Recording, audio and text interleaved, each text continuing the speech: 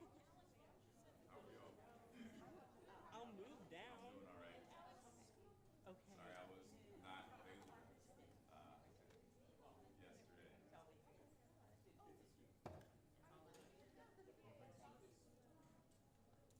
I might be. What do you need? Yeah.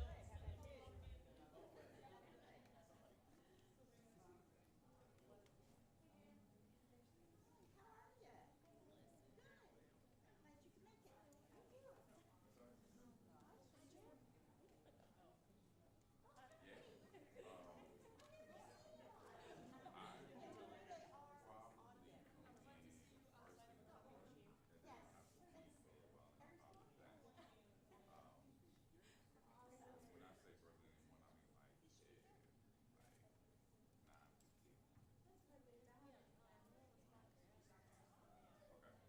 So please shoot me if you don't mind me. I'll come in, bring it back, and I need to head back out.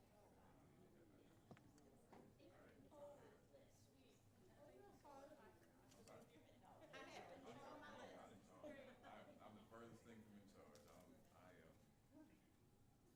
These folks are something like in charge.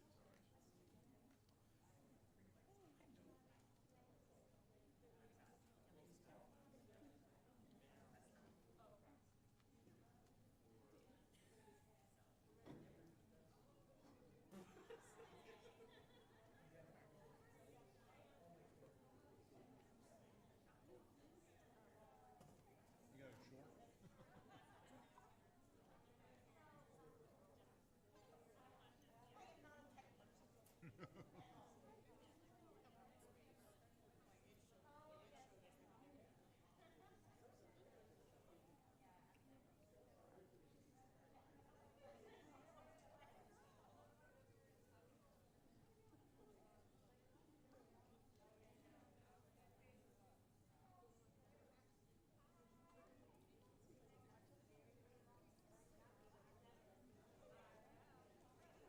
Yep. You found it. It went out.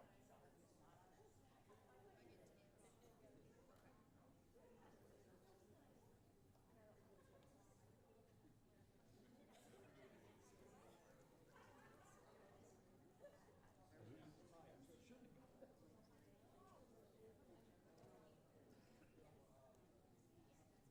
Y'all know each other. Y'all work together, so.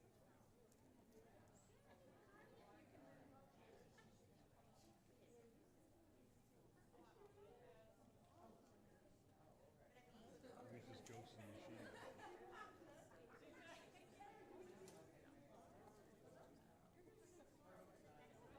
Yeah, really. Peeking his head out.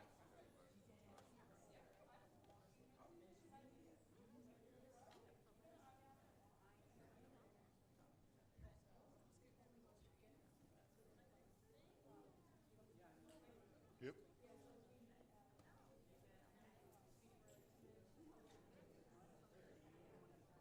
Why you tell Derek that if you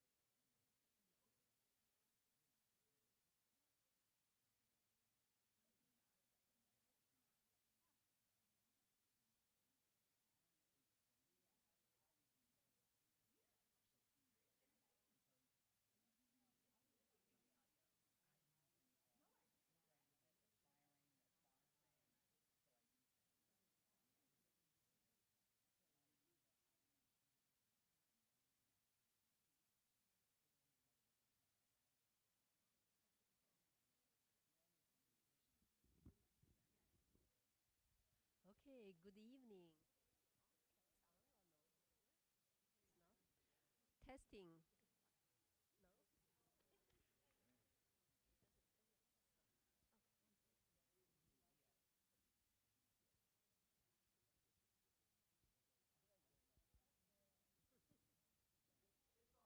It's on. Testing. It's working. Good. Great. Welcome, friends, colleagues, and students. Right. So thank you so much for joining us this evening. My name is Yuxin Ma. This year, I'm the acting chair of the Department of Women's, Gender, and Sexuality Studies at University of Louisville. It is a great pleasure to welcome you to the 25th annual Minx Auerbach lecture. So my role is really to introduce this Auerbach lecture. The Auerbach lecture was established in 1998 by Cy Auerbach. We have the Auerbach family with us on the second row. We should thank them, right? So due to their generosity, we could host this event for the 25th year. It's great, right? So actually, Cy Auerbach established this foundation in honor of his wife, Minx Auerbach, who served as the first chair of the Board of Trustees at University of Louisville and was well known around the city for her effort to enhance the status of women in the community. Because of their generosity, each year the Department of Women's, Gender, and Sexuality Studies, we are privileged to present internationally recognized scholars, artists, and activists like Vandana Shiva, Michael Kimmel, who have come to U of L to share their expertise with the students, faculty, and the wider community. So it's really a joyful thing to see this wonderful tradition continues, right?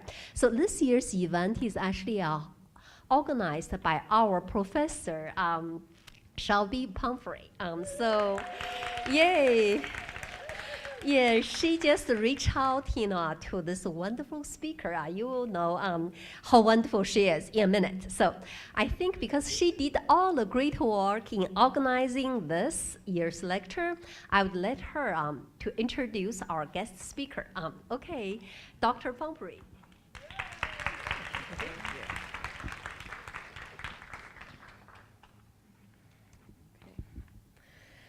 Greetings, everyone, and welcome to the 2023 Minx Auerbach Lecture in Women's Gender and Sexuality Studies at the University of Louisville.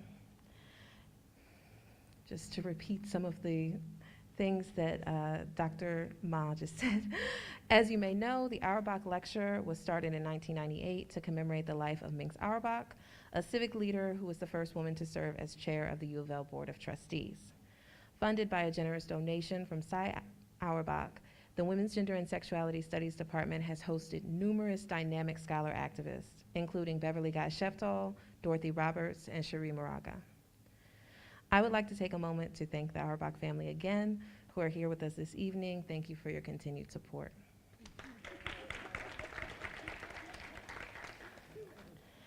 I would also like to thank Dr. Brandon McCormick, Director of the Ann Braden Institute for Social Justice Research. Thank you and the ABI for all the time, effort, and resources that helped make this year's lecture a success. Finally, thank you to the members of the Women's Gender and Sexuality Studies Department here at U of L for their support, especially Chairperson Dr. Yuxin Ma and Administrative Specialist Jan Rayburn.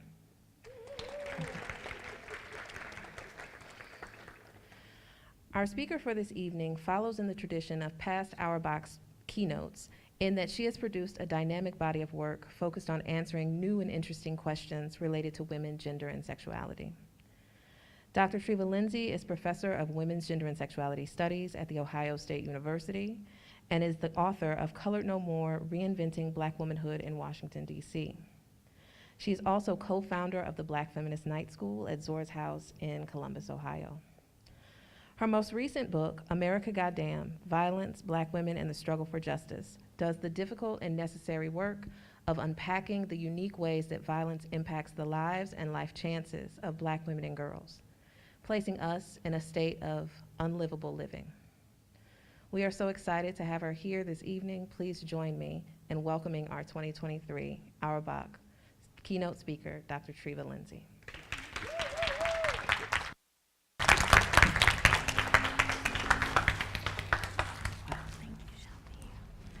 Okay. Good evening, everybody. All right. Hear me. Okay, I'm going to turn this off because I think I'm lavaliered and I don't want y'all to get all... It's off? Okay. I just sound loud. Okay, that's just to me. All right. Okay, again. Thank you for that warm and generous introduction. It is such a pleasure to be in this community and to be talking with you about the lived experiences and material realities of Black girls, women, and gender-expansive people. Thank you to the University of Louisville staff and faculty who made this lecture possible, to my friends who are in the audience, my hearts. It is truly humbling to be able to share my work with such esteemed colleagues, students, and community members. And thank you to the Auerbach family for having this kind of lecture. It's really pretty amazing. Congratulations on 25 years of it. And thank you to the audience here and online for attending.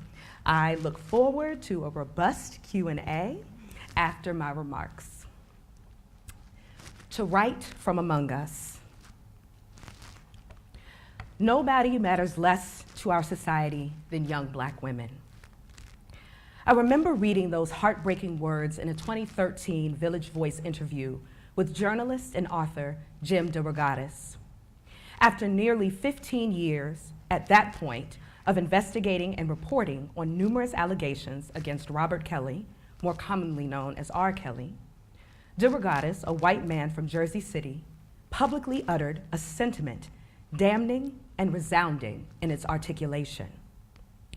I remember nodding in agreement as he reached this soul-shattering conclusion that wasn't novel per se, but perhaps shocking to hear from someone like DeRogatis. When I interviewed him in 2019 about his then forthcoming book, Soulless, The Case Against R. Kelly, he once again reiterated Black girls and women's lack of mattering, and that nearly 20 years after he first became aware of and reported on the allegations against Kelly, people, institutions, and systems still failed to care for and protect those Black girls, victimized and tormented by the critically acclaimed and commercially successful singer, songwriter, and producer. In fact, he pointedly asserted that, quote, nobody cares about Black women and girls, end quote. This statement of non-mattering hit me in a different way this time. I knew it wasn't wholly true, and yet there was something affectively poignant about a full-throated recognition of how unjust, cruel, unloving, violent, vile, and wreckful this world could be in its treatment of Black girls and women. A Twitter conversation with Black Studies scholar Christina Sharp in late 2020 prompted me to dig into what bothered me about this cogent assertion made by DeRogatis and others. They weren't wrong, and yet there was a lack of precision in the framing of non-mattering. There is, after all, ample evidence that much of the world does not have any concern for the well-being of Black women and girls. When I first began researching America Goddam, a Black woman or girl was being killed every 19 hours in the United States. By the time I submitted the final copy-edited version of my book manuscript to my publisher in early spring 2021, a Black woman or girl in the United States was being killed every 17 hours. Coming upon the one-year anniversary of the publication of my book, I sought new data about Black femicide. I cautiously, though foolishly, hoped for a decrease in the frequency with which Black women and girls are killed. Some part of me knew, however, that would not be what I found. The most recent data devastatingly conveyed a sobering truth. An average of 4 Black women and girls a day were killed most recently. During a global pandemic in which many of us sheltered in place for months, our proximity to premature and violent deaths increased. I could feel the rest of my time here today offering gutting statistic after statistic regarding Black women and girls as pertains to violent victimization, precarity, and being treated as disposable. And I would still not be able to offer us a full picture of what's occurring. There was one recent data point I wanted to highlight today before delving in that indicates an uptick in violence and harm against Black women and girls since my book was published. Black children between the ages of 5 and 12 are about twice as likely to unalive themselves as white children of the same age. A new study found that suicide rates among Black children and adolescents have recently been worsening. Between 2003 and 2017, deaths by suicide rose in this group, especially among Black girls, whose rate of increase was more than twice as high, even of that of Black boys, which is one of the highest groups of increasing as well. It was a story of Isabella Faith Trickner. Her cornrows and colorful beads on the ends of her braids were intimately familiar to me. Bullying, anti-Black racism, and ableism led to her untimely death. I know all too well how violent and sometimes even death-dealing schools can be for Black girls like Isabella. In this story, nevertheless, it wasn't harsher discipline via suspensions or expulsions or physical assaults by school resource officers, i.e. cops, in our schools, disproportionately experienced by Black girls. It was a culture of bullying perpetuated by students and teachers in a predominantly white school in Utah. Isabella suffered verbal and physical attacks at school for months with no reprieve or protection. Her mother reported the abuse to the school and district officials. Nothing happened. Neither the school or the Davis School District did anything to protect Isabella or to intently hold her bullies accountable. The school and the district fostered a violent culture in which Isabella's cries and her mother's agony were summarily ignored. At a young age, Isabella learned just how cruel this world can be to Black girls, especially those with disabilities. Her loved ones called her Izzy. Their love and care for her, however, could not stop the terrorizing that she encountered day after day. For Isabella, the convergence of anti-Black racism and ableism proved fatal. And while officially the cause of death was suicide, the Davis School District was in the very least an accomplice to her tragic end. She was cared for, just not by those institutionally and systemically charged with caring for her. Let me now return to my hesitancy around the assertion of no one caring about Black women and girls. To say that no one cares fails to acknowledge those who do, those who work to protect and support them. Black women and girls have always looked out for each other, and more specifically, Black women doing this work have been unyielding in our commitment to uncovering, documenting, and amplifying what has happened and what continues to happen to us. In the not too distant past, I admit I too proclaimed without qualification that no one cares about us, overlooking historical and recent examples of Black women showing up for and centering the plight of Black women and girls. Even as a queer Black feminist, I participated in the racist and sexist practice of erasing Black women's labor, the labor of people who are in this room, my own labor, those who are no longer with us, and those who paved the way for a field and a sense of organizing to be mined and created. I said no one cared because I was angry that far too few people beyond other Black women care about our histories with terror, or the energy Black women and girls expend documenting and struggling against injustice. This book required the fortitude and practice of witnessing, which I will discuss a little bit later. Seen here, this witnessing model is something that I adopted from 17-year-old Darnella Frazier.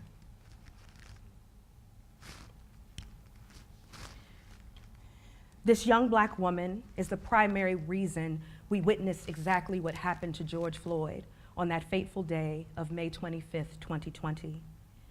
Darnella recorded George's life being snuffed out and offered us visual confirmation of yet another horrifying example of Black unmattering.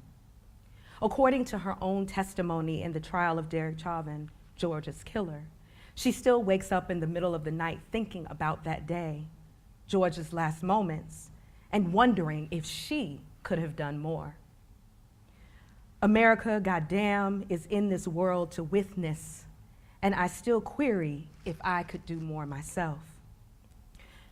The decision to write a book steeped in an unearthing history, in an unrelenting history, a history archived and existing in ancestral utterances and faintly audible, though knowable whispers, heard by those who are ourselves trying to outrun current technologies of anti-Blackness and unfreedom, was not an easy one. I tried to outrun this book. I was not confident in my own emotional and psychic fortitude to trace Black women's experiences from what historian Stephanie Smallwood called the one-way route of terror to Black women dying inside jail cells in Waller County, Texas. I knew that I could not tell a totalizing story of violence against Black women, girls, and gender-expansive people, whether I focused on our past or our recent history. There always has been resistance. An archive of Black women's freedom in the United States commences at the point of capture. Their refusal of bondage included resistance during the transport to the Americas. The archive would not allow me to reduce Black women and girls to only being casualties of anti-Black violence, although I knew most of my book would be detailing and analyzing historical and recent violence against us. I followed in the footsteps of Black women's historians who search for refusal and resistance, and somehow write about trauma, terror, and tenacity with a life-affirming imperative undergirding our scholarship. The Black women, girls, and gender-expansive people I talk about in America, Goddam, are not objects of study. Their lives before we come to know them as a result of injurious or fatal harm matter deeply. Should their living loved ones or their descendants in generations not yet born come across my book, it is my hope that they feel as though I held their loved one warmly.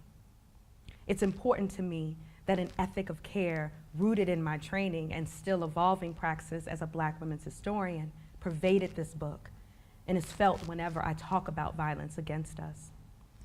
I thought about Ntozake Shange's groundbreaking choreo poem for colored girls who've considered suicide when the rainbow is enough, and her call to handle Black girls warmly.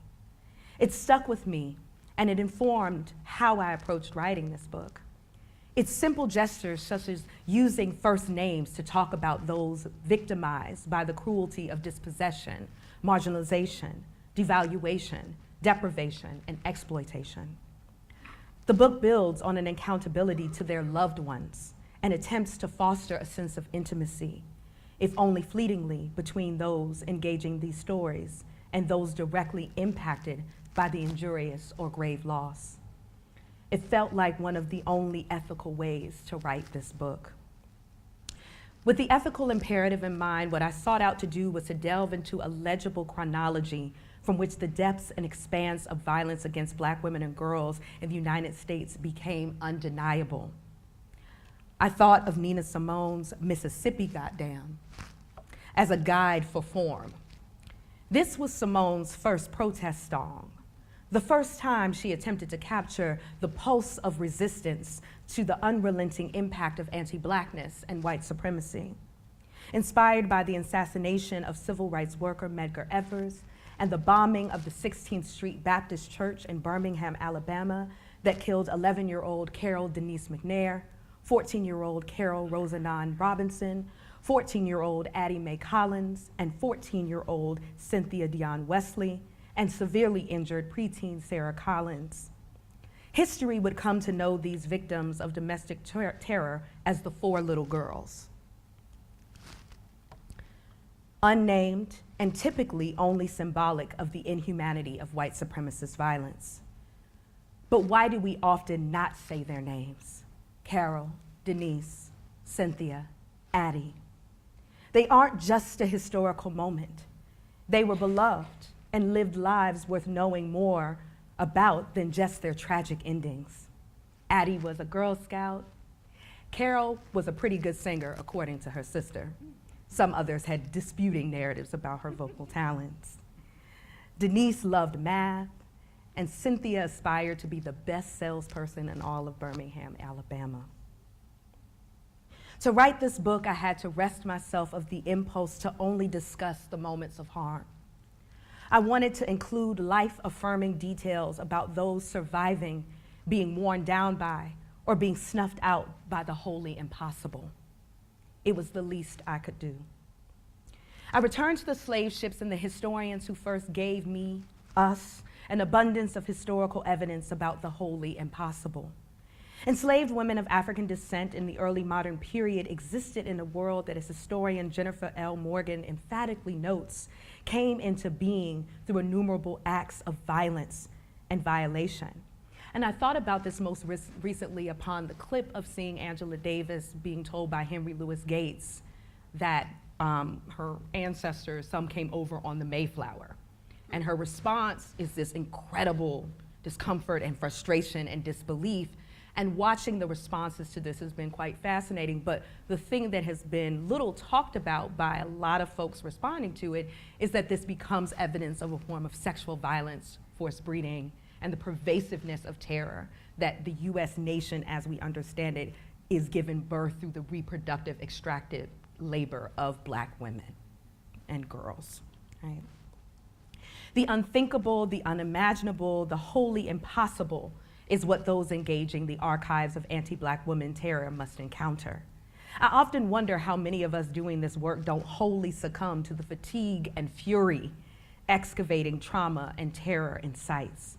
I ask not because I'm unaware of the very real wearing down this work coupled with surviving the unlivable can do, but rather why, despite our own well-being, we persist in exploring inhumanity. And for many of us, we do this with intimate and personal knowledge of how past eras of anti-Black terror reverberate in our lives and our communities. Why do we decide not to pull away? And not only do we not pull away, we search for ways of knowing and feeling truths from a past rife with violation, torture, and screams.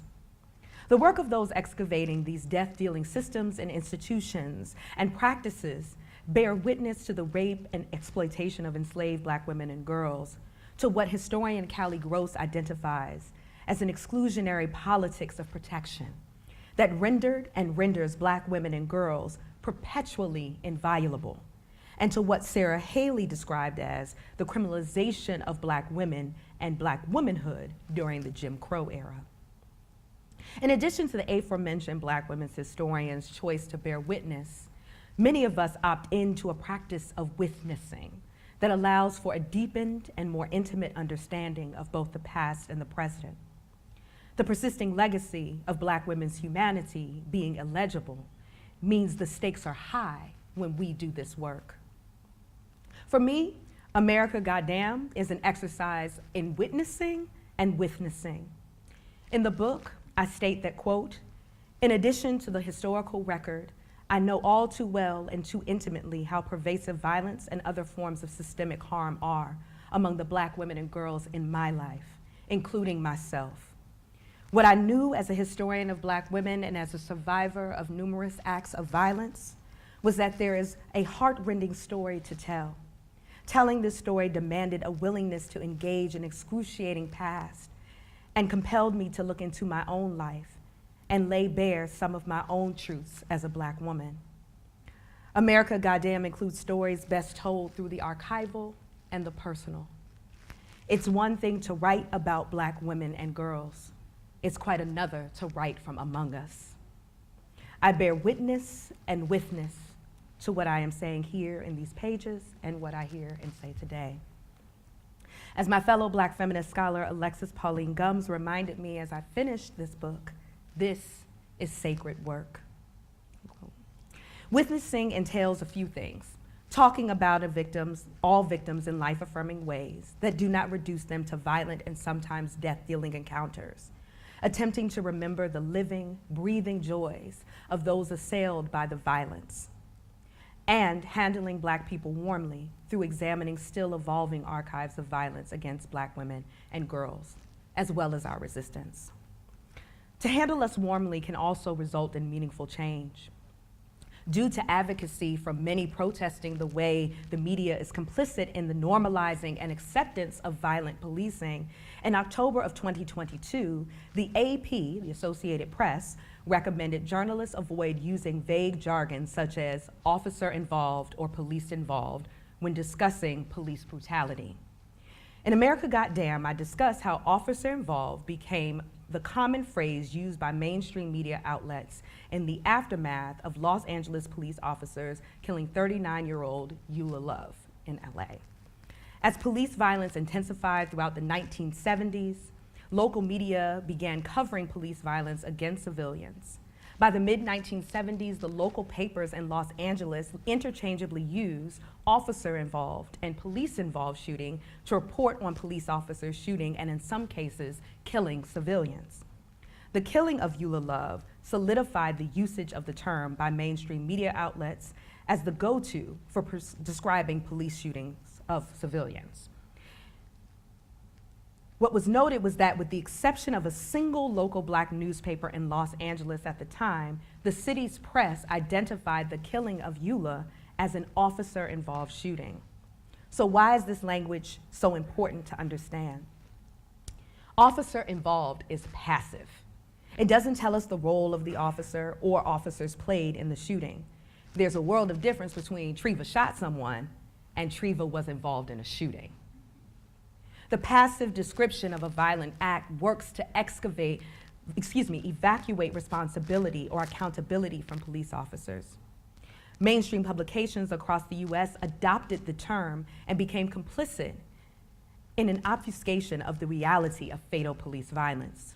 The rhetoric of officer-involved shooting tells us that police killings are victimless crimes. By the time the story of Eula Love had reached the New York Times, the usage of officer involved to describe the fatal encounter had effectively erased her own victimhood. The term embeds bias into how the general public views, processes, and responds to the killing of a 39-year-old Black woman in her own yard. When you are a part of communities being disproportionately harmed by police, the use of phrases such as officer-involved shooting is yet another example of police being able to terrorize marginalized communities with impunity and unequivocal support from those it does protect. The phrase refuses to acknowledge their loved ones as victims. Those who are left with being gutted by police violence feel the impact of those phrases and with the loss. Their loved ones are examples to us that they belong to someone. The aftermath of a police killing weighs heavily on families and communities. I think here about Marquise Jefferson. Marquise Jefferson was the father of a Tatiana Jefferson, a Black woman killed by police in Texas in October 2019. At 58 years old, he died from a heart attack despite having no prior heart issues. The death of his daughter and the resulting grief wore him down in less than a month after his daughter's killing. Since his death, Tatiana's mother and sister have passed away as well. Being multiply marginalized predisposes one to premature fatal outcomes, as well as perpetual proximity to violent and preventable deaths. New reasons to grieve are seemingly always just around the corner. According to anthropologist Kristen Smith, in the wake of the deaths of Black people at the hands of the state, from the police to the prison system, the living are often weighted with a sadness that is too heavy to bear. And in the weeks and months following the initial death of a loved one, they become sick and many die prematurely. Yes, there is a climate of violence, but there is also a climate of grief that can be death-dealing as well. And we've also seen the uptick in what people call, when we talk about heartbreak, as a syndrome, that heartbreak can literally kill you as a medical syndrome, we're seeing an uptick among the number of Black people dying from heart-related illnesses who did not have heart-related illnesses prior to a trauma. With the rest of my time today, I would like to pull closer to the work that I do around intracommunal violence against Black women, girls, and gender-expansive people. I want to drill down here because it was one of the hardest parts of the book to speak candidly about intracommunal violence while rejecting anti-Black and pathologizing and criminalizing perspectives on the pervasiveness of violence against Black women and girls.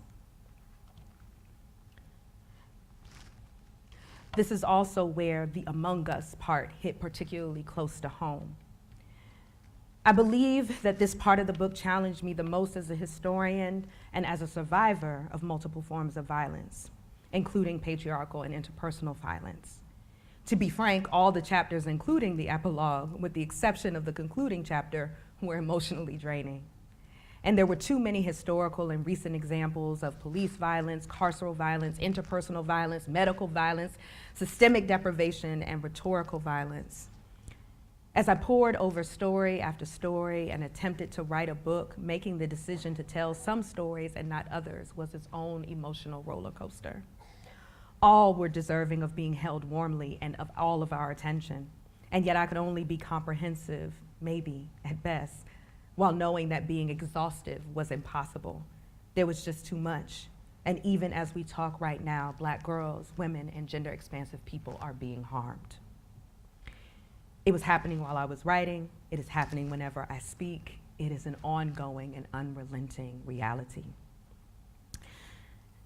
I had already turned in my book, actually, and was about to begin the copy editing process, which y'all know if you've written a book is like a very exciting point to get to in a process, especially a book this heavy where you get to hand it over to somebody else to sit with all of this grief and drama.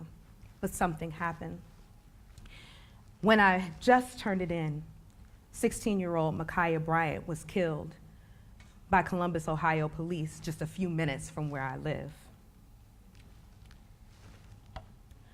I was beside myself, angry, furious, enraged, not only by her death, but the nearly immediate justifying of her death by many who saw seconds of footage capturing her being gunned down outside of her foster home. She feared for her life in those last moments, and I was livid at the number of people who opted for using the gaze of policing, the same policing system that routinely assails, criminalizes, and even kills disproportionate numbers of Black people, instead of witnessing what occurred. It took me a couple of days to inquire about the possibility of adding some mention of Ma'Khia to my book. My editor, thankfully and warmly, said yes. And I wrote a love letter to her, which is now the end of the book. In the final words of the letter, I said, quote, "I recommit to being a warrior for worlds in which Black girls are held warmly, lovingly, and in our fullness. I understand there's no such thing as justice for you. I can, however, struggle for the abolition of these death-dealing systems with the hope that you know your beautiful life is a propelling force. Ma'Khia, you now reside in my heart and in my spirit, and I will never forget to say your name. Ma'Khia, Ma'Khia, Ma'Khia." One of my responsibilities as a historian of Black women is world-making through the stories we recover and give life to, and the stories that get to the depths and complexities of our experiences. This epilogue, I believe, was the second hardest part of the book to write. And I actually reviewed it with her family before I sent it to my press to make sure they were on board, because they are actually the people I'm accountable to in this work. But back to what was the most difficult. In the book, I tell a story about an incident of intimate partner violence I witnessed when I traveled home to the DC area in June 2020. This particular incident and all that occurred after my mom and I pulled over to assist a young Black woman who had been thrown out of the car by someone she cared for was the moment I decided that I was going to finally write this book about violence against Black women and girls. I finally felt I had the emotional capacity to do so. The entire incident was a lot to process, and part of my processing was how frequently I witnessed Black girls being harmed in interpersonal and intimate context. More often than not, I attempted to intervene with my body when I was present for the violent act. The frequency with which I found myself witnessing and feeling compelled to witness made these particular forms of violence hard to ignore.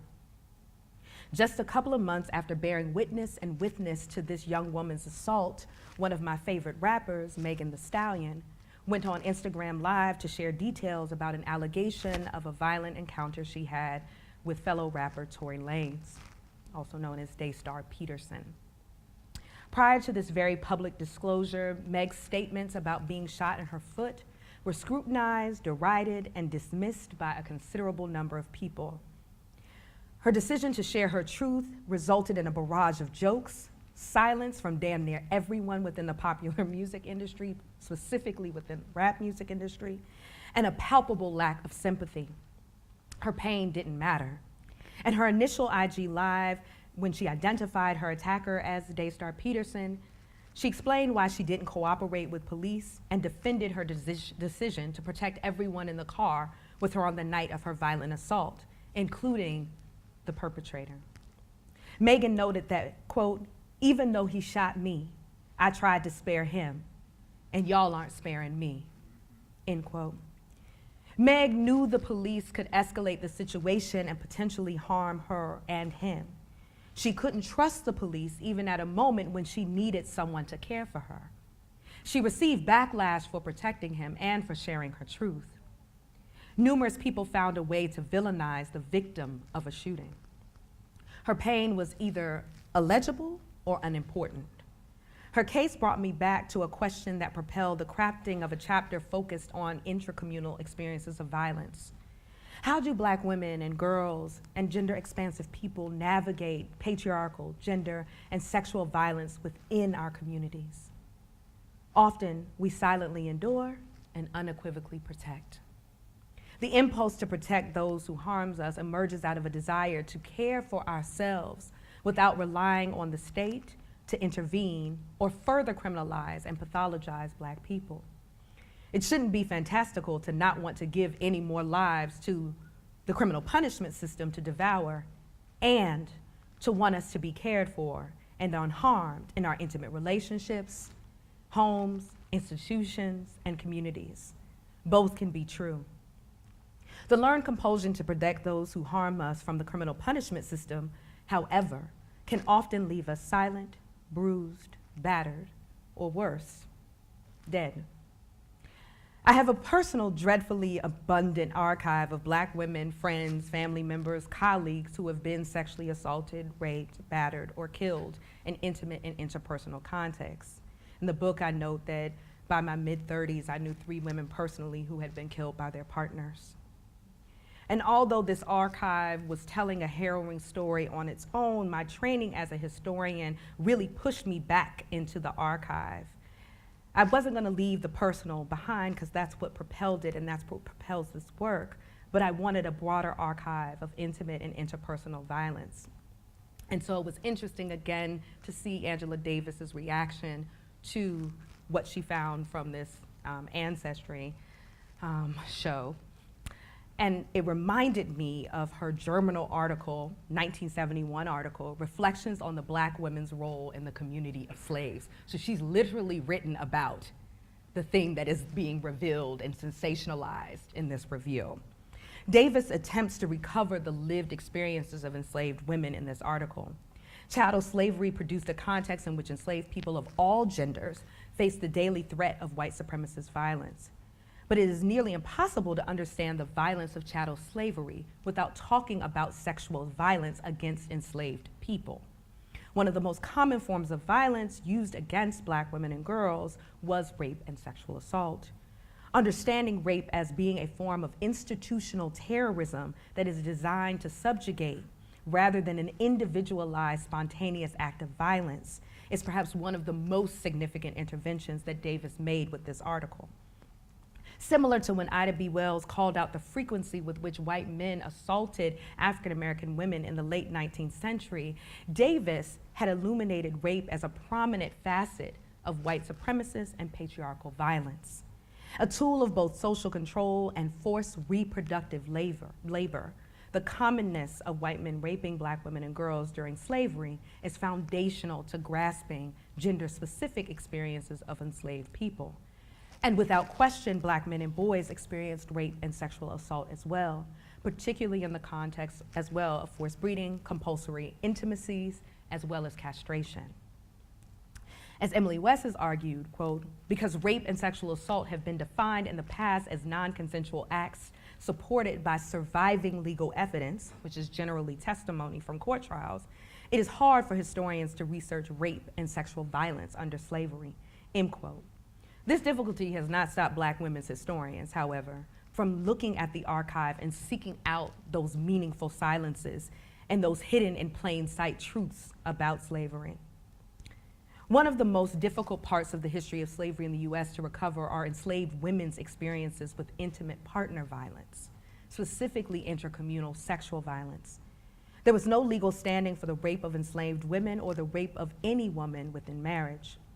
For enslaved women, perpetrators could be slave owners, and in some cases, as we're coming to understand, fellow enslaved men. Violence against enslaved women and girls isn't only a story about white supremacy or racial capitalism. It's also about more intimate, harmful interactions occurring within a marginalized, exploited, and violated community. Until I read Deborah Gray White's pioneering book on black women in slavery, which is called Aren't I a Woman? Female Slaves in the Plantation South, I hadn't really fully understood the extent to which violence occurred among enslaved communities. I only really thought about the violence of slave owners. What Deborah Gray White drives home is that while there were slave women raped by black men, this abuse is overshadowed by white male exploitation of black women. And it is overlooked because it hardly ever turned up in court since there were no legal injunctions against it, end quote. I dug deeper into the work of black women's historians and found that they were asking difficult but important questions about patriarchal violence among enslaved people. When historian Sasha Turner asked, to what extent were enslaved men collaborators in the subordination and sexual abuse of enslaved women, I braced myself for what the archives might say. While the fear of slave owners predominated, some enslaved women and girls suffered at the hands of those whom they shared the non-person status of chattel. The placing of enslaved women into households where enslaved men were positioned as head of household reproduced Euro-patriarchal standards violently and granted household heads unrestricted sexual access to their dependents. This imposed organization of enslaved household ushered in a particular form of blackened patriarchal power over black women, even as these enslaved men were victimized by their owners' expectations and machinations. So it's also a form of violence against black men and boys that's happening in this process. This combined force of white supremacy and patriarchy has a deep roots that it travels out in understanding more contemporary violence and the realities of both white supremacists and patriarchal violence as always and ever intertwined. With white supremacy always surveilling and in search of justifications for its anti-black core, calling out violence at the hands of men being lynched by the same people, raping and lynching you, was unfathomable for black women and girls during slavery and post-slavery. The penchant for protection comes at a high cost though. Bruises are unattended, care is unafforded, and pain is often ignored. Airing this dirty laundry, however, means risking being labeled as a race traitor or a henchwoman for white supremacy by calling out the specific violence of patriarchy. Even worse, allegations often could alienate you from the very community you needed to help you survive in an intractably anti-black world. Under the watchful eye of white supremacy, black women and girls often make difficult choices about their vulnerability and well-being at both interpersonal and systemic levels. It is common for folks in understanding this discussion of culture of dissemblance, which is one way of framing this, as coined by Darlene Clark Hine, as a way to not fully grasp all that Hine is talking about when she's discussing black women trying to dissemble, one, and trying not to bring harm or further harm to their communities by coming forward about harm that's happening in intimate and interpersonal contexts. Hine unambiguously acknowledges the desire of Black women to escape sexual exploitation from inside and outside of their families, right?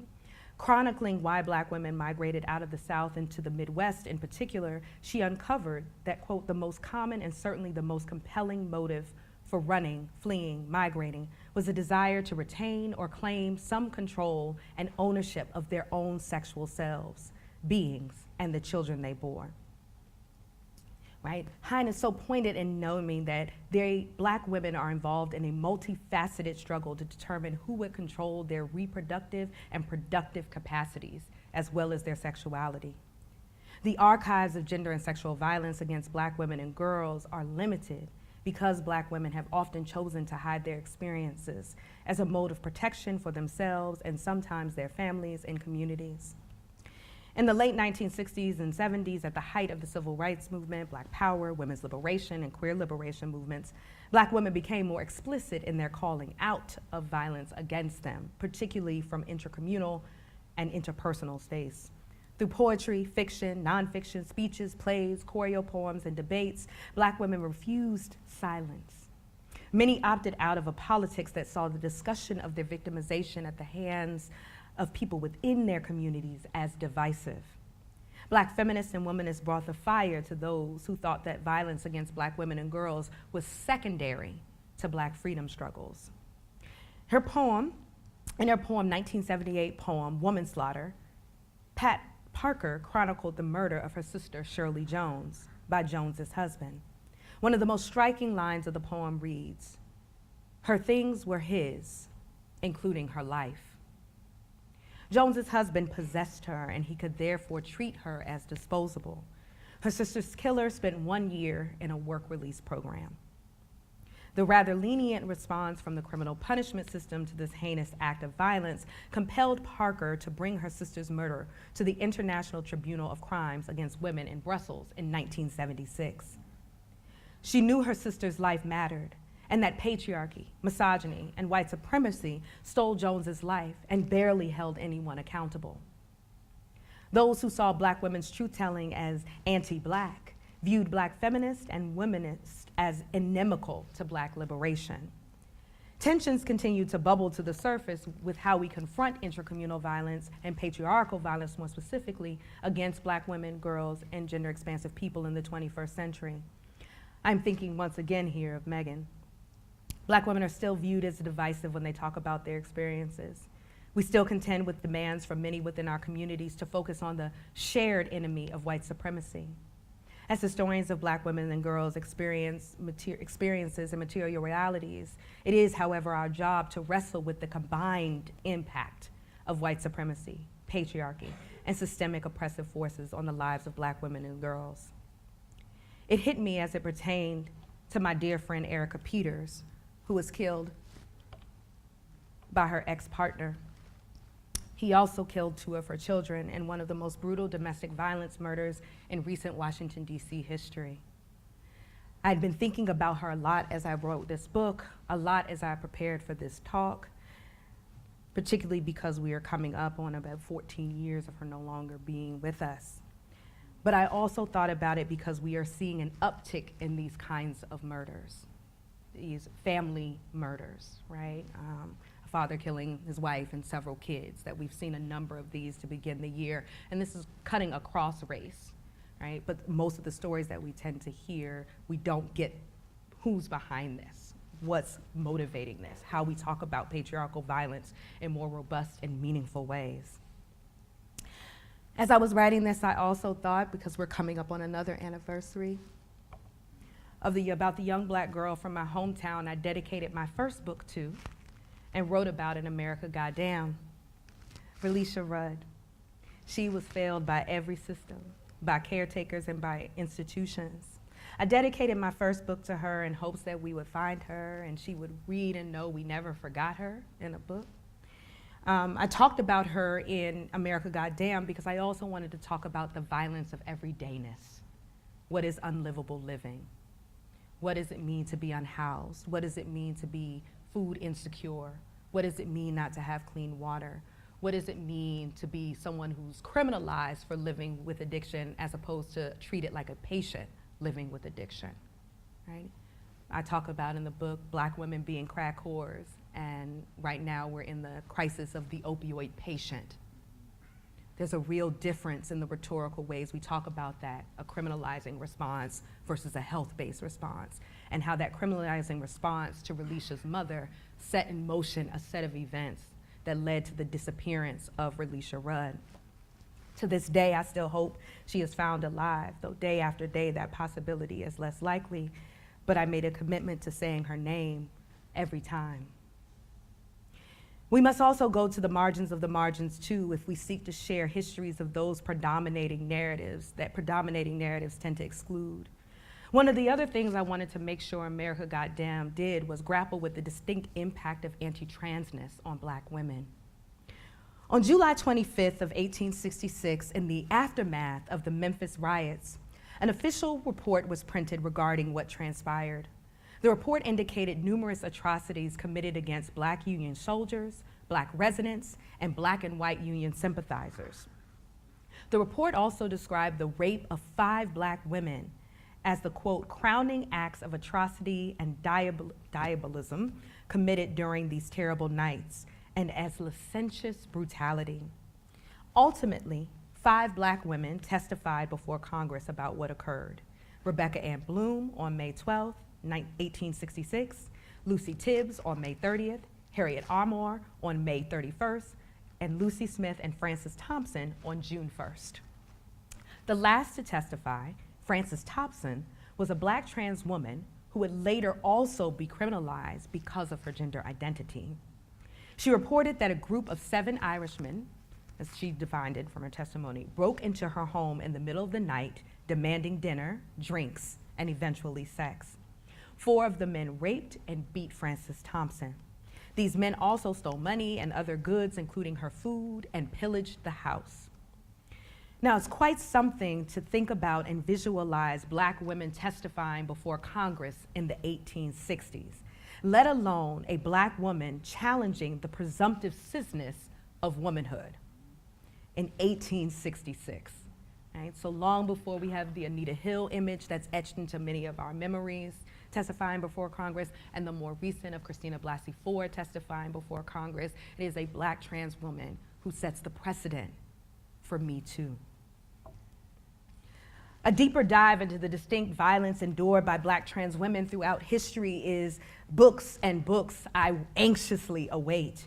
I've seen the danger of data without historical context. For example, and many of you may have heard this, there was a statistic floating around a few years ago about the average life expectancy for a Black trans woman being 35 years old. I remember being startled by this and wanting to know how this study was conducted. Before I did a thorough check, my bad, I repeated the statistic because I thought it conveyed what other data I had seen told us. In 2016, publication released a database tracking the deaths of transgender homicide victims. Between 2010 and 2016, 75% of the transgender and gender nonconforming people killed were Black trans women. This means that between 2010 and 2016, a Black trans woman was killed every month. 82 trans people, most of whom were Black women and girls and gender variant people, were killed between 2017 and 2019. In the first 7 months of 2020 alone, the number of Black trans homicide victims surpassed the total number for 2019. And keep in mind, in 2020, for the most part, we're sheltering in place. This is what violence against Black women looks like in the 21st century. With this data, the 35-year-old life expectancy figure didn't seem improbable. I also recognize that my repeating of it to talk about the crisis of Black trans women wasn't a life-affirming or witnessing approach to this issue.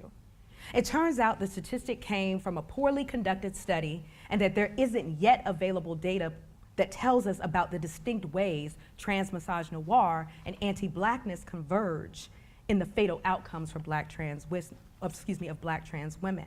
So what that meant is we were repeating a deadly statistic that was doing death-dealing harm as well. by saying that the life expectancy of someone is that premature, right? Imagine if you're a Black trans woman hearing that. What does that do psychologically? What does that do to your emotional state of being? What does that do in terms of your relationship to life, right? So it's important that we understand it and do more research to actually get the data to support this and to support resources that will center Black trans women in the ways that we mobilize. We need more witnessing, more people concerned with the margins of the margins, new ways of knowing and listening, and more warmth while being critically generative and generous, in the ways that we remember, in the ways that we honor, in the ways that we hold people warmly, in the ways that we envision the lives of those taken from us. The undervaluing of the labor and commitment of those of us who do care and show up for Black girls, women, and gender-expansive people in our work looms large in the broader field of inquiry, of feminist inquiry.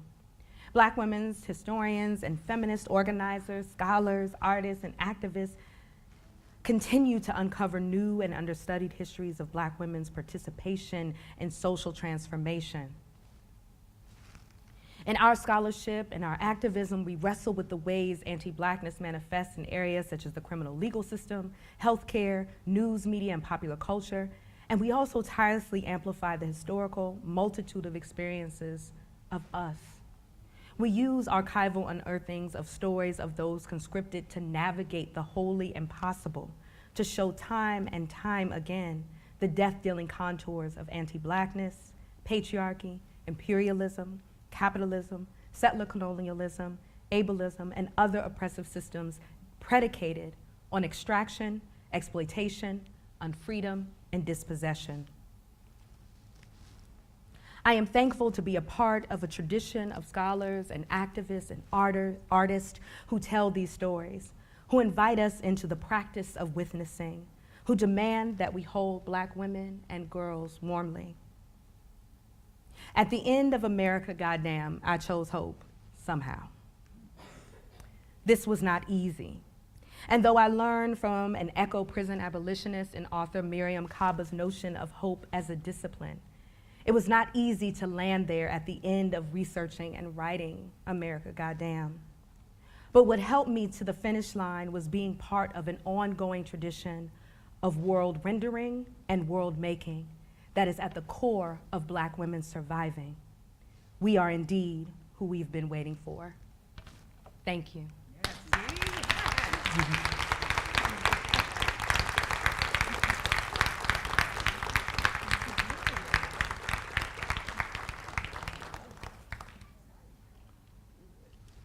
right, so I think we have time for questions. This is the mic for questions, if people have them.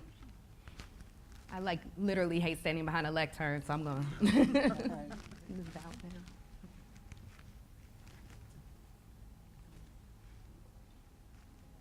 There's one over there.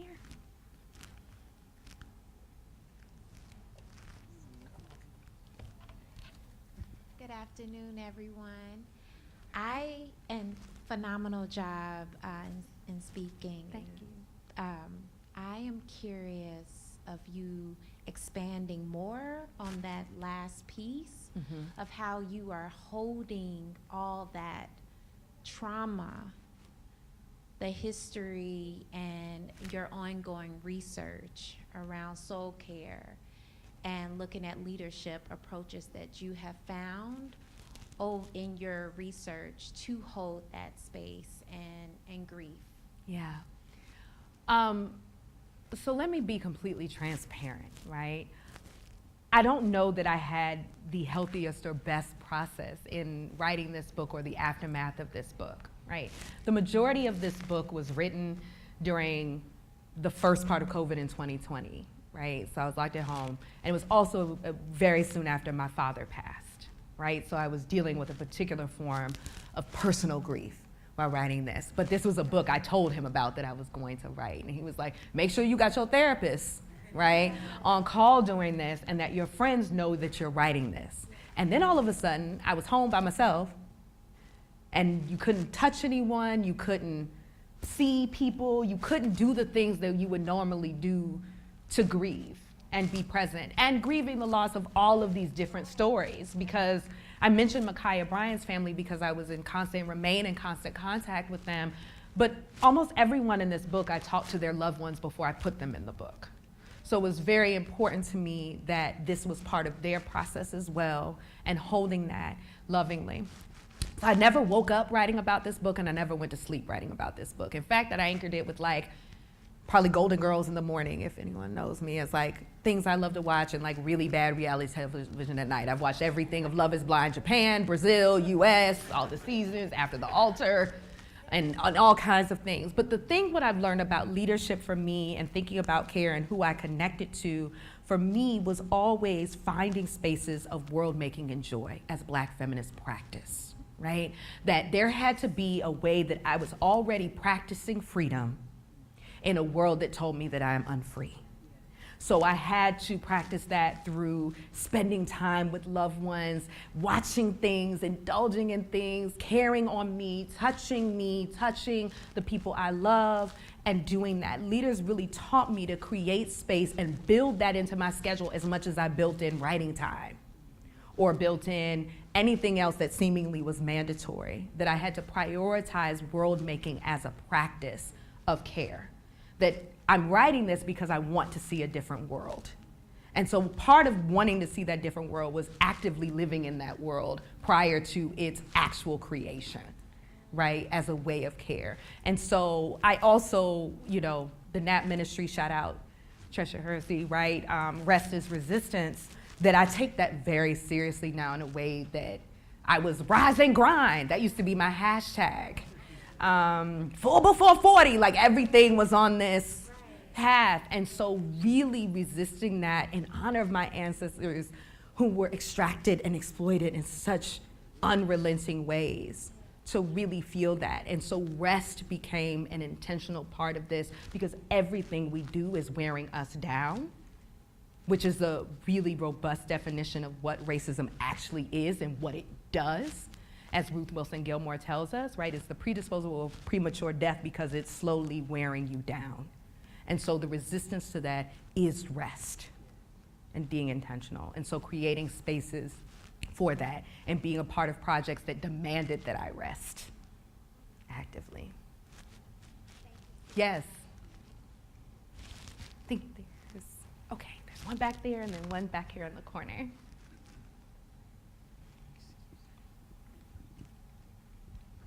First, I wanted to say that it was just a pleasure to hear you speak. And I guess I was just wondering, the work that you do is super important, and I'm sure you're already aware that you tell a lot of truths that people don't necessarily want to hear. And I was just wondering how you navigate telling the truth in a world that doesn't want to hear the truth. Okay. I was about to give you my DC girl answer. So let me think of my academic answer. I was like, I don't give a fuck, right? That's one real reaction. But I think the more astute reaction to it is that, right? I mean, truth telling has always come at a cost, right? In a world that is so hell-bent and anchored on lies, right? We're on the lie of the United States right now. We're on literally someone's land. Right? And so we're literally sitting in a lie.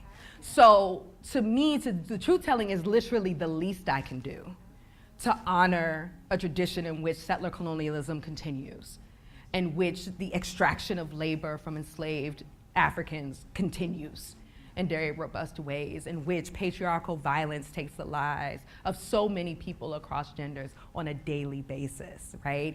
And so contending with that for me is that, one, I got crew and I got village. Right, I'm not doing this alone. Like, this book has singularly my name, but my acknowledgments are long because it's community, it's the family, it's the loved ones, it's the folks who held me up, the folks who would tell me I could do it, the folks who are supporting the loved ones who are still grieving the loss of their loved one that I feel accountable to. So it's really hard for me to be afraid to tell the truth to someone who I'm not accountable to. I'm not accountable to white supremacists. I'm not accountable to transphobes. I'm not accountable to I'm not. I don't move in that way. It doesn't mean I'm fearless. It just means that the truth-telling impulse is an imperative for me that outweighs whatever kind of, oh no, what happens if this happens to this, right? Because there were consequences for my ancestors that were far more drastic than probably what may happen to me for telling the truth. You're welcome. Thank you for that question. If you could, I guess, expand on how ableism in our society uniquely primes disabled people for police violence, or Yes. how intra-community discussions surrounding disability really fail each other and disabled people to be aware of how police violence is going to be different if you are disabled. Yeah, thank you for that question. So this was something when I was doing my research that just knocked me over, right? That particularly thinking about police killings, that anywhere from, and this also comes with a framing of disability within our society, because the ways that invisible disability, right, unrecognizable disability, from the ways that an ableist society determines who is disabled and who is not. And the law defines that this is why the statistics are gonna sound wild, that anywhere from 33 to 50% of police killings are of disabled people, right? And the ways that ableism, anti-Blackness, and misogyny intersect in that means that a large number of the Black women who are killed by police that I talked about in the book are Black disabled women. Whether that is Tanisha Anderson or Deborah Danner, who literally writes about being feared that she's gonna be killed like Eleanor Bumpers, and she ultimately is, right? In New York, and talking about living life as a Black disabled woman. So part of this is the ways that ableism is also so interconnected with anti-Blackness, and the ways that it operates and the ways that it shows up in terms of policing and violence. We also use policing to respond to everything, right? So we don't actually understand and contextualize, right, what happens when someone is in need of help, of assistance, of being held, of being cared for warmly, and policing is the automatic response to that. And policing tells us who should be criminalized, and disability is criminalized, right? Disability is criminalized, it is demonized, and it is seen as someone who is unfit in particular ways. And of course, this is a range of what disabilities are, right? And so I think that coupling that with Blackness, which is also criminalized, devalued, that, and you couple that with capitalism, and you compound that with other forms of violence, you're going to have instances in which folks who are multiply marginalized through ableism, anti-Blackness, and misogyny are going to be overrepresented in those harmed by the state, right? And intracommunally, right, without the resources, without the capacity to actually grapple with and talk about disability justice in ways that are generous, and put disabled people at the center of those conversations, we're going to continue to see those kinds of numbers in both intracommunal and institutional and systemic forms of violence. Any other questions? It's really hard to see up here. There's one right here. Blue mask.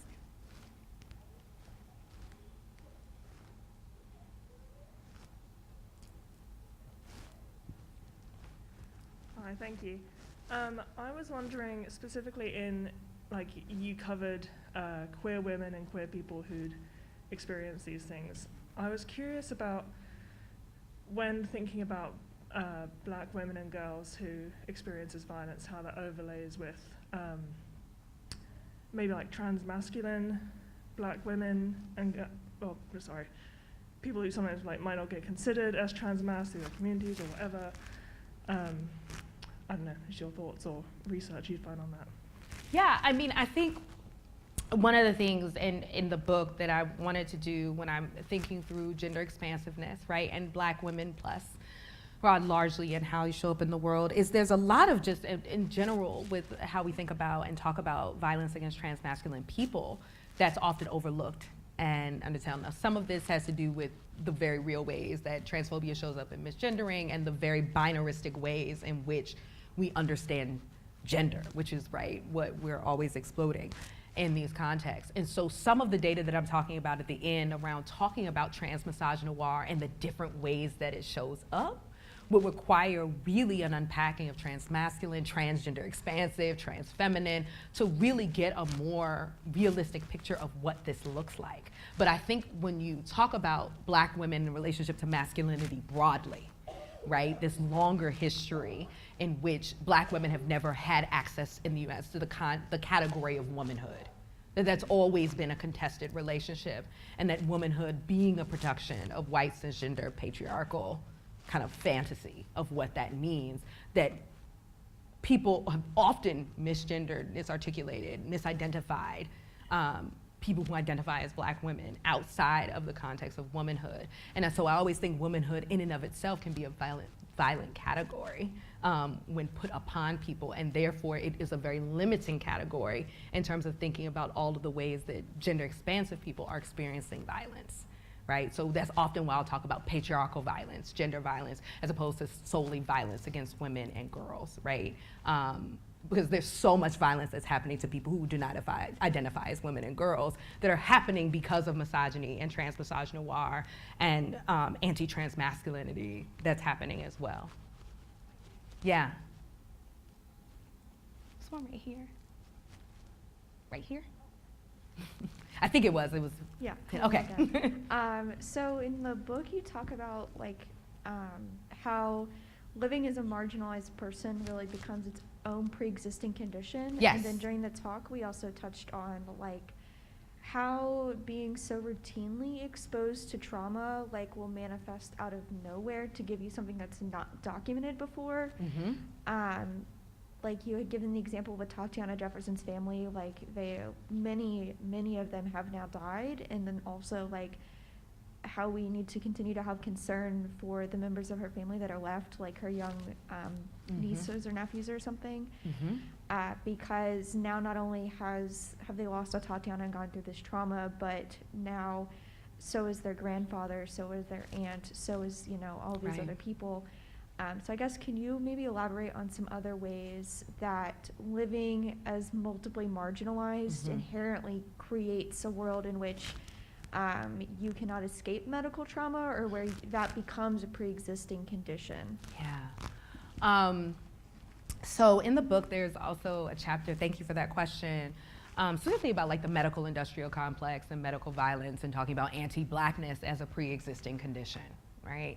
That is embedded in the ways that healthcare shows up. So I go through the kind of history of why medicine is anti-Black and all of these other things, right? But to narrow in and to zero in on this climate of grief that's created, this climate of trauma that's created, that often multiply marginalized folks are navigating, means that when you do get to some kind of health practitioner within the system, the chance that you're coming in there with your body already being worn down or being harmed is much higher than someone who's not trying to outrun multiple forms of systemic oppression, right? So it means that when a Tatiana Jefferson is killed, right? She's killed in the house when she's there with her nephew, right? So there's the active grief of that. Her father passes away, right, soon after from a heart, never had heart anything, then the mother, then the sister. Now there are people who are in the family who have the compounded grief of multiple losses surrounding one particular incident. And mind you, there were pre-existing incidents before that of their encounters with anti-Blackness, with capitalism, with the various systems of oppression that were already extant in their lives prior to this spectacular moment of harm. And so for me, understanding how multiply marginalized people are affected by this and have these lingering effects that show up in all these other places is that often we get the spectacular moment of harm and not the slow death, right? Thinking of Lauren Berlant, or thinking about the ways that all of these other things are slowly chipping away at the body. It's nick after nick after nick after nick, and you never stop the bleeding of any of the nicks. So eventually, slowly, you bleed out, right? And to resist that, and I don't want to put this in this kind of holy, right, space of not thinking about resistance that's happening along the way, joy and world making that's happening along the way, but imagine all that we could do as multiply marginalized people if we weren't multiply marginalized, right? Thinking about all of the things, all of the freedom dreams that could have already been actualized if the people who have been harmed the most weren't being harmed, right? That there's actually a cost to that is something that we often don't measure. That multiple marginalization literally limits the ways we can world make and build. And people are still world making and building in spite of those things, right? It's the call of Nannie Helen Burroughs of we who are surviving the wholly impossible, right? What if you could just survive and it's not the wholly impossible? If we took the wholly impossible off the table, what does that world look like, right? What do those bodies look like? What does that health look like? What does that planet look like, right? If we took all of those things into consideration.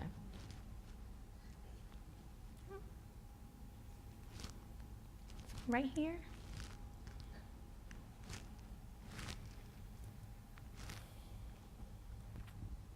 Hello, I have a question about, I guess, the distinction between Black womanhood and Black girlhood, because I see that distinction in the title of the, of your book.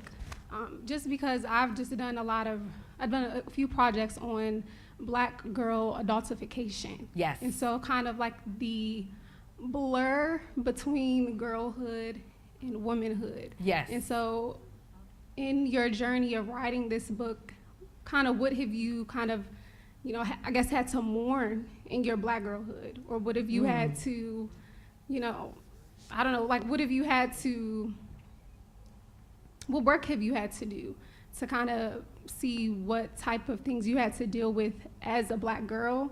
And when did you make that transition into your own womanhood? Because I still feel like I'm a girl sometimes. I'm like, I'm just a girl. I'm like, oh no, I'm a woman actually. I think, and I don't know. But just kind of what's your process with that? So I think girlhood and womanhood for me are not as, well, so one, I'm really enthralled and excited by the growing field of Black girlhood studies, because I do think there's something very particular about childhood and Black childhood in particular, and thinking about Black age. I'm thinking of the work here for Biba Ibrahim and kind of interrogating age in a different way, because I still identify as a Black girl. I've never grown out of, right, because I don't necessarily see it tied specifically only to aging into a particular form of adulthood, right, of adulthood. Because Black life is never given those same markers as other places, right? Black girls have been defined as women, as other, as adult, as well before the kind of usual prescriptive times of when that occurs for most other people.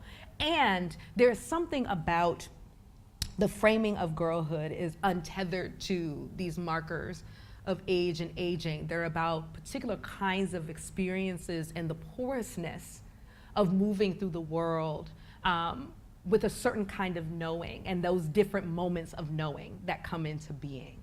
The certain ways that you're relating to the world and examining the world. There are times when I'm examining the world as a Black girl and thinking through the world and thinking with the world as a Black girl. And there are other moments where that feeling of womanhood may sneak up on me and I'll embrace that. And I have a very reluctant relationship to womanhood because of the ways that womanhood has been violently used and weaponized against Black gendered people, right? People gendered as feminine.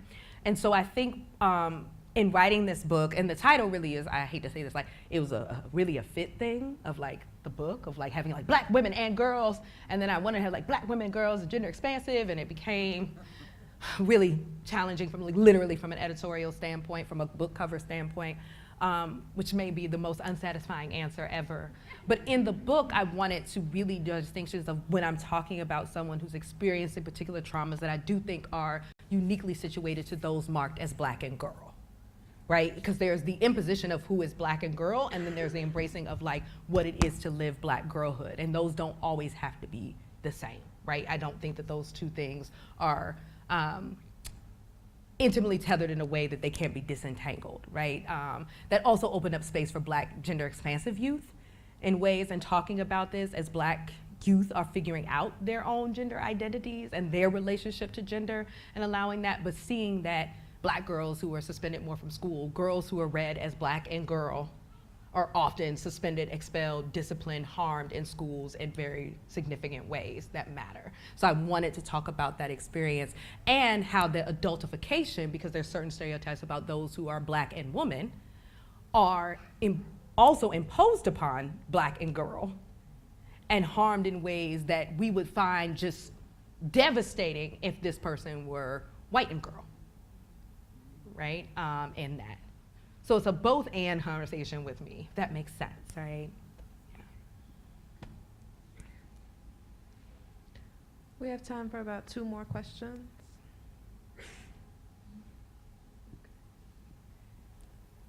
There's one over here, I see. Okay. Oh, yeah, I can't tell. Yes. They're coming with the mic. Thank you, Shelby.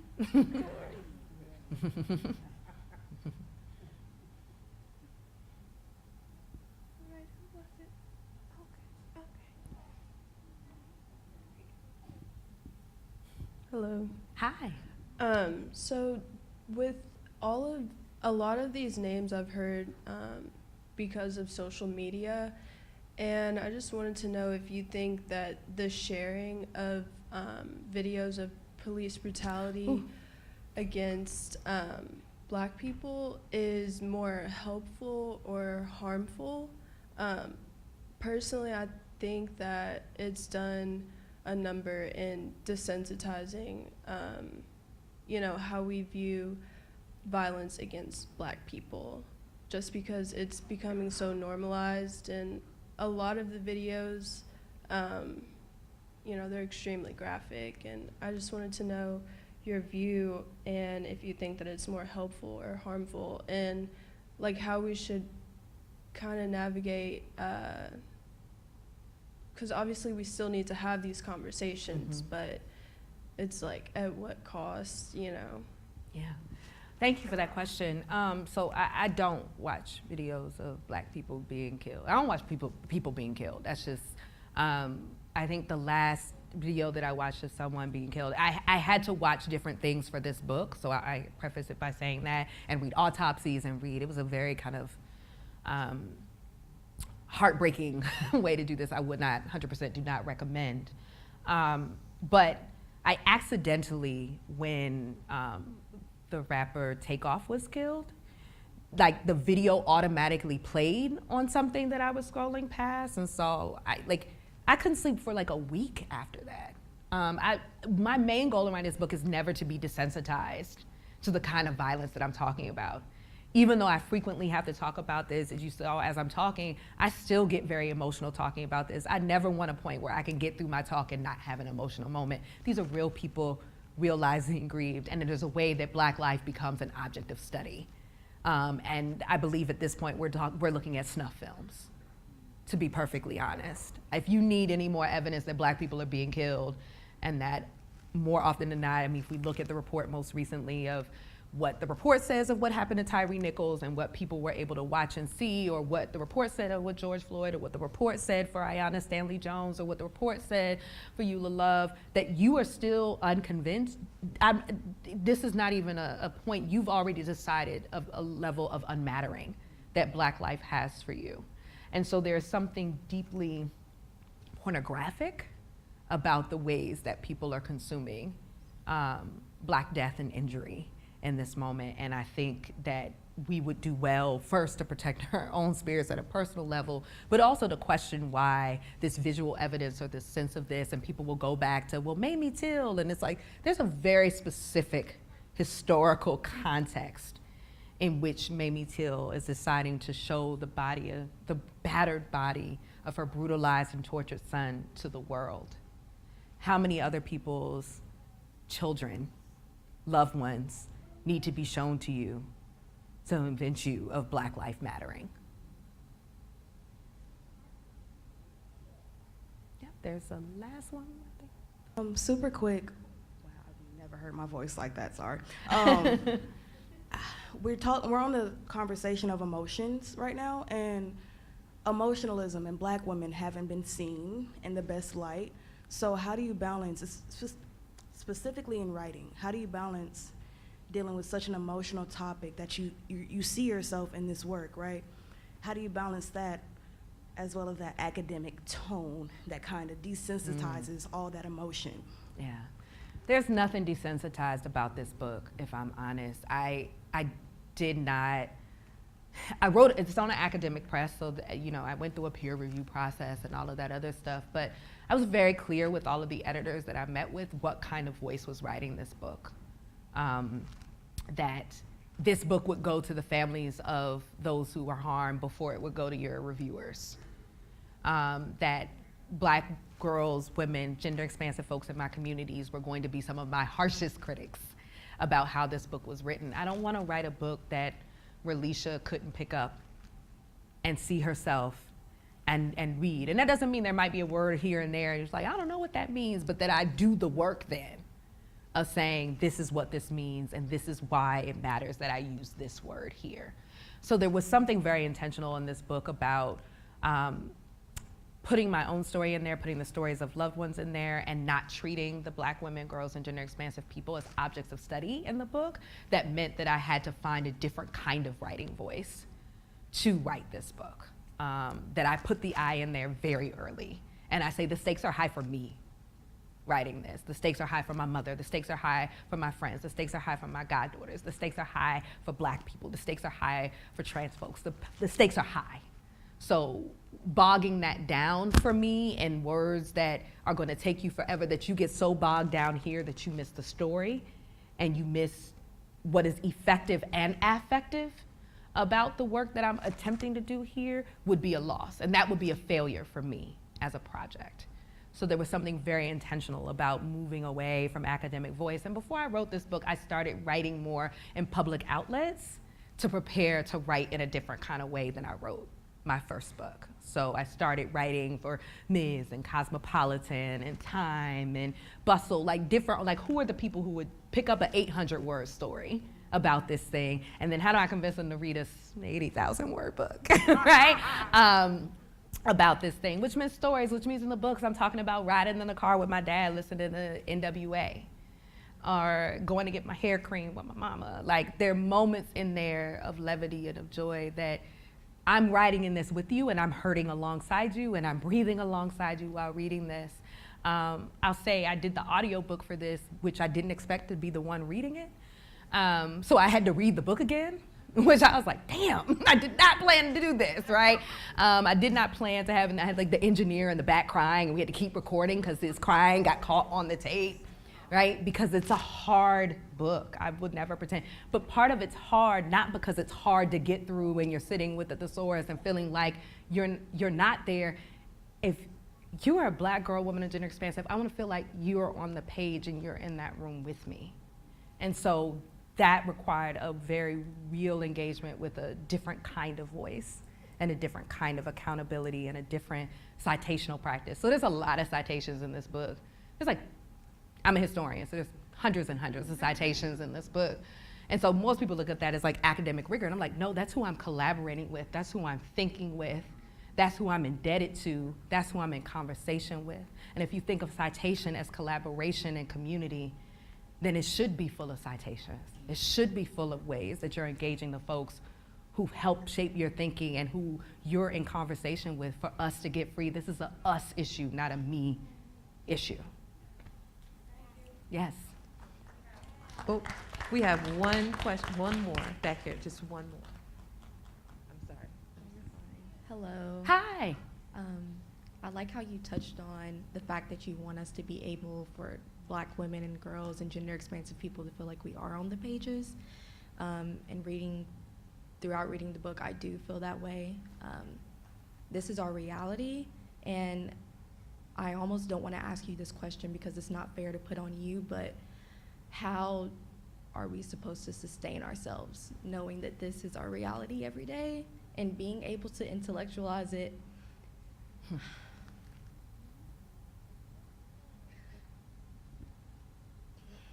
And you're doing the work, you're dealing with your own grief, you're dealing with the grief of others and those who you haven't even met.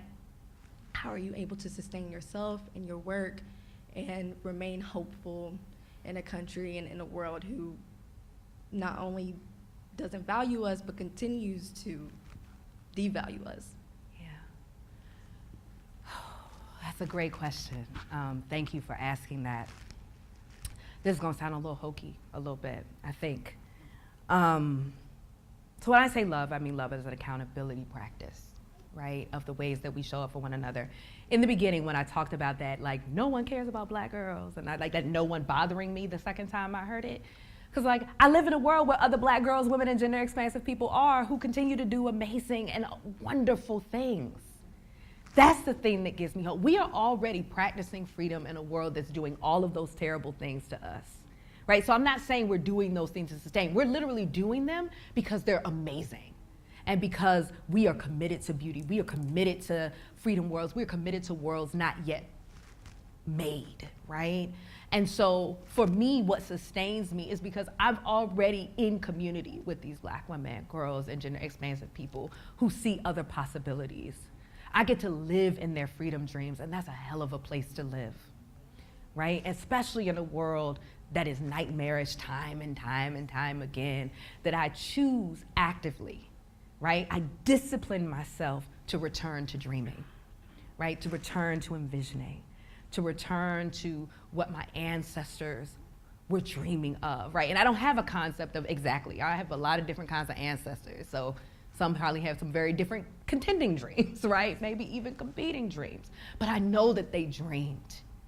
And I know that we can practice moving through those in real ways that allows us to breathe and to live and to love and to seek and to really create abundance in spite of.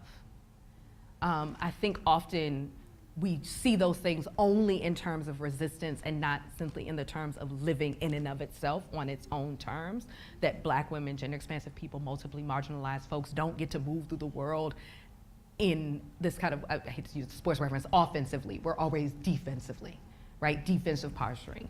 Just because this is happening, I'm gonna do this in resistance to this, or this in resistance to that, to committing a part of my day every day to living in the dreams of black women, girls, and gender expansive people. To living as though I'm already in freedom as place. And to being open to remaking what freedom looks like and what freedom means as I learn more about others' freedom dreams and what other people are contending with and how we excise ourselves from that kind of unfreedom.